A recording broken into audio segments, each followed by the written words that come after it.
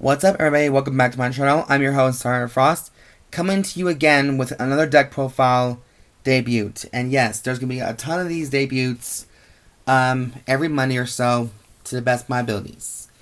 Now, the first video you guys saw was the No Seal one, which I hope you guys really did enjoy very much. This next one symbolizes what my deck has always wanted to be for a very long time, and that is Shadow Paladin, the Witch series. Now, what made me want to do this deck now is because I did play Fianna way back in the Legion format. I was excited about getting her ever since I saw her with Rute.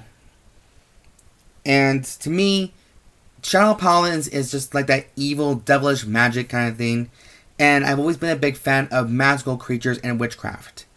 So, you guys can take or, give or take a not one what your personal belief is.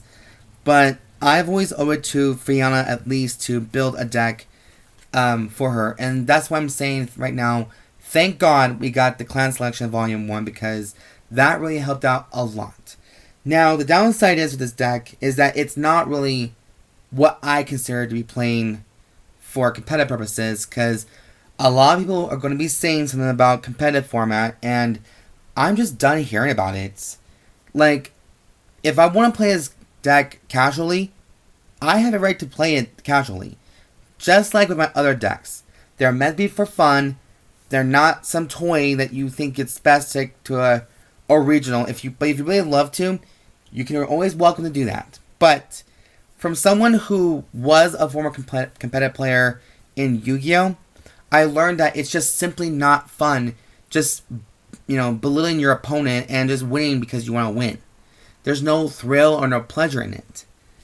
So for me, Witches for Shadow Paladin reminds me that it's okay to show little spells here and there, little tricks up their sleeves, but these ladies and some gents, maybe in here, I don't know, to me, that's what the deck for me consists of. Shadow Paladins has always been that deck that everybody loved to play, loved the bandwagon because it wins. Back when the Abyss, Fan Blaster Abyss set came out, that's when everybody was really starting hopping on Shadow Paladins because it just wins. And to me, that is like the most utmost disgusting behavior you can ever think in your life. But I'm going to stop yapping and just get straight into this deck profile because that's what you all came for to do. Now, before I do start this video, because I know some people are going to have a little bit of disagreements, if you want to get judgmental and if you want to start telling my deck profile saying that it's shit, or better yet, if you think that all my videos are just shit and you think they're not worth the time or effort to even get to know here and there, then please do me a favor and just click the little red X on the right side and just leave me alone. Okay, you don't have to watch this video. But if you're here to watch and get curious about what my decks can do or what my recipes are, just stay and watch the show. That's all I ask. Alright. Woo! Okay, off to the video now. So, for my starting Vanguard, I'm playing DragPrince Rute. Unfortunately, it's either between him, Full Bow, or the Knight Revenger guy. Revenger starter. And because that's all the access I do have. Now, the reason why I chose Rute is because he's a spellcaster. And that's what the deck basically consists of, is spellcasters. Or with a little knight support, depending on what it is, and a little bit of dragons, because that's what the deck consists of doing, and some backup plans in case some shit fails. There you go. Now, like my other previous deck profile, No Seal, I'm also playing 4 heals, 4 draws, and 8 crits in this deck. So, for heals, I'm playing 4 Abyss Grails, because I just love the artwork. A lot better version than Abyss Healer. No offense. 4 Dark Shield Mechleers. 4 Darkbond Trumpeters. And 4 Grim Revengers. So there are some cards in here that Rute did play in the anime, but the rest are like the manga version if she was playing in the manga. And yes, these are the triple rare versions.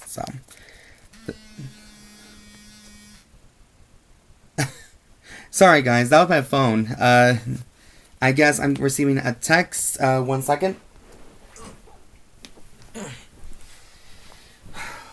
Who the fuck is texting me when I'm trying to preach the word of Jesus here?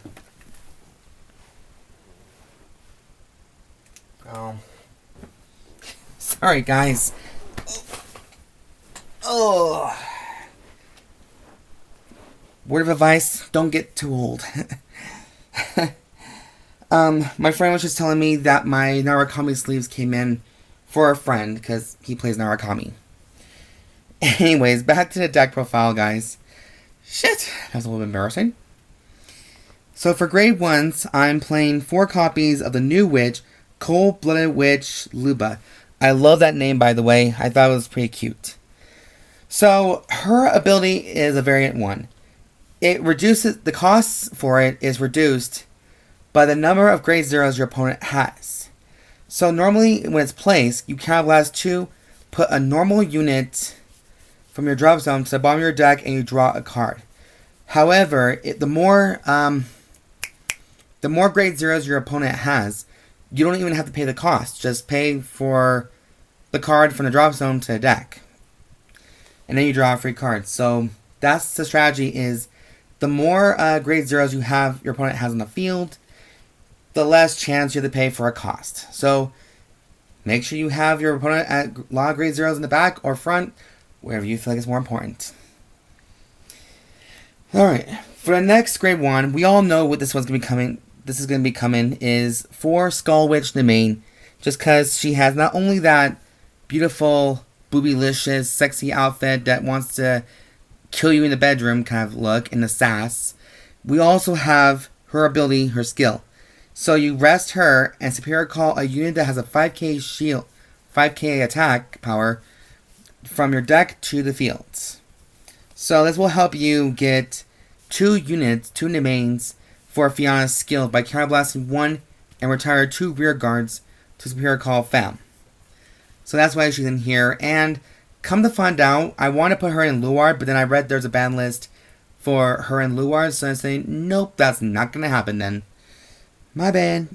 My final grade 1 is Cherishing Knight Branwen. So much like Black Colonic here, she's just there to search for a grade 3 in case you get grade stuck or something like that. And then you discard cards. So obviously that's going to become quite handy. However, she gets 5k power for each. Oh shit, I'm bad with this one. Yep. If your drop zone contains 3 or more grade 1 cards, add 5k power to the power, and it's continuous. So that's what I meant to say. God, for some reason I'm all fucking tongue-tied in this bitch. Sorry, guys.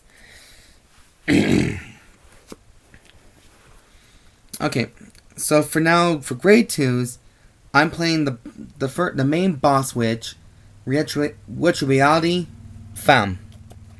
So her skill is a very unique one personally, because when she soul blasts only for 1 turn, your opponent must call up to 2 grade 0s from his or her drop zone to the field. Is it? Yes, with grade 1 or greater units on them. Oh, my condolences. But there's a catch. If there are no cards were called, this unit gets a drive plus 1.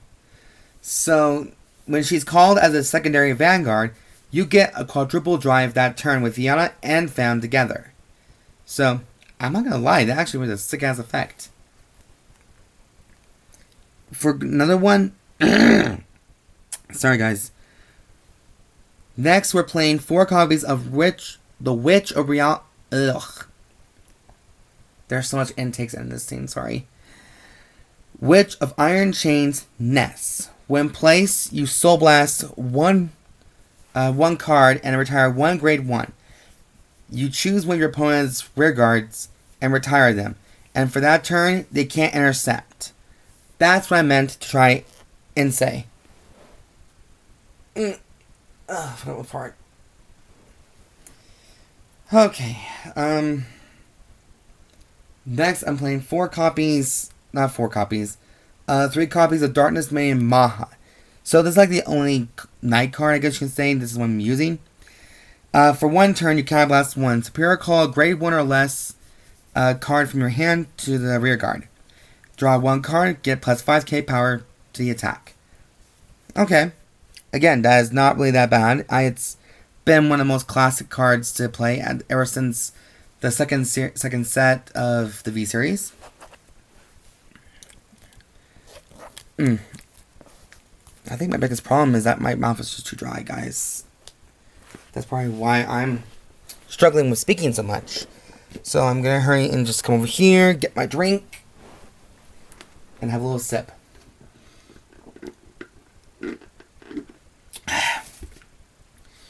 Okay. Okay, I think we fixed that problem a little bit. Now, for grade 3s, we're playing 4 of the main boss witch, Mesmerizing Witch, Fianna. And again, you guys, I really do love the artwork on Fianna. She looks amazing. In the other one, still good, but again, more better in this one. So her active skill is, once per turn, you Counter Blast 1 and you return 2 rear guards. Search your deck for up to 1 Witch Reality Femme and Superior Call to a rear guard. And for this turn alone, she becomes the Vanguard. She gains the power as the Vanguard. So, since she's grade 2, you get a 3rd drive check, basically. But because of that Femme skill, if your opponent does not call any grade 0s that turn, she gets a +1 drive. So, 2 from her and 2 from Femme. I say that's perfect. And then, her Vanguard skill is a continuous one. During this turn, for all your units, all the Vanguards on your field gets plus 5k power for each grade 0 your opponent has. So only her and Femme just gets, I'm going to be guessing maybe 5,000 for each grade 0. So that means I'm going to be guessing maybe 10,000 each. Maybe that's around there. If you're lucky getting 3, that's 15k on both sides. Okay, so for another grade 3 witch, we're playing Witch of Zestfulness, Annelynn. So we're playing 3 of her, and her skill is a Vanguard rear guard. When it attacks, if you have 4 or more grade 1 rear guards, this unit gets 20,000 power until the end of that battle. So the trick is to get more grade 1s on the field to the best of your ability, which it might be a little difficult to do because you are mainly focusing on Fianna's skill, but this will also be your secondary help in case something goes wrong. And then finally for grade 3, we're playing 2 copies of Danger-Lunge Dragon. He's just your last minute contingency or backup plan in case Fianna and Annelynn, they fail. So, when placed, Soul Blast 1 and return a grade 2 unit from your drop zone back to your hand. Now, when you have 3 or more force markers on your field, this unit gets plus 10,000 power and plus 1 critical, and your opponent cannot call any sentinels. The only cost is you Soul Blast 1 grade 3 unit from your soul. That's it. So, that's pretty much all simple right there, you guys. So, that's why he's the last minute trump card of yours if she kind of fails or this one fails. So, I'm not disrespecting Fianna at all. I'm just stating the obvious right now. Okay, guys. And that is the deck profile debuts of Witch Reality... Not Femme. I don't know why I say Femme's like the main girl. Mesmerizing Witch Fianna. I'm sorry, guys. I'm tired of shit, so I guess that's kind of why. So, there's a deck, and of course, we always have a quick shield, for every deck. And just in case of emergencies, if any way possible, we have 6 Force 1 markers to give that juice up more of those lovely ladies. So, anyways, you guys, hopefully this will help you guys. This is one of my many recipes will coming up soon. And I really do hope you guys enjoy this deck profile and enjoy the video. I'm sorry if I have little hiccups on the way because I guess it was just hard to hear or hard to see the words, and I couldn't memorize them on top of my head, so that's what happens. So, anyways, thank you so much for watching, and be sure to subscribe to this video, subscribe to my channel for more future contents, comment down below, let me know what you guys think about this deck, and let me know what you guys' builds on your own, if you guys still haven't played this as well. And also, as always, there's a full deck list in the description box down below. So go ahead and check it out to your heart's content. So I'll see you guys next video, and I'll see you guys next Monday. Bye, guys.